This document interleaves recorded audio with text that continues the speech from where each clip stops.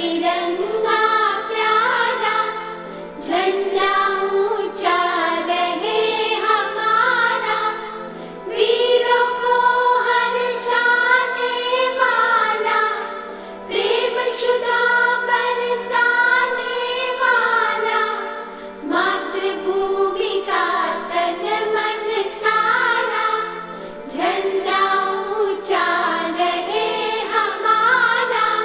वंदे वंदे भारत माता की वंदे मातरम वंदे मातरम वंदे मातरम वंदे वंदे मातरम वंदे मातरम वंदे मातरम वंदे वंदे मातरम वंदे मातरम वंदे मातरम वंदे।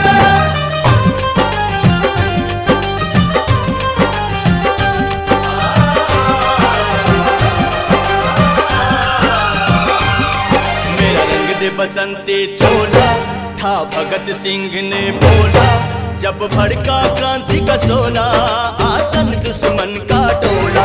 आजादी के निशानी हो, वीरता के कहानी हो,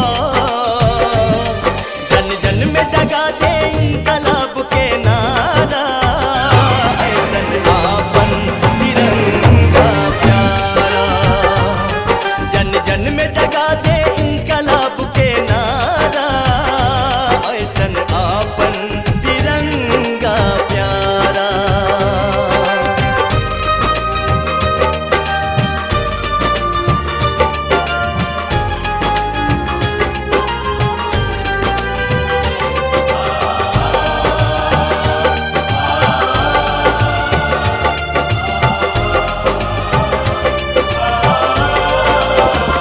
शहीदन के कुर्बानी केसरिया याद दिलावे, रहे कायम हरियाली, हरा रंग सबके सिखावे, सादगी छूट न जाए, श्वेत संदेश देला, रुके ई कदम कबोना, चक्र उपदेश देला, रुके ई कदम कबोना, चक्र उपदेश देला।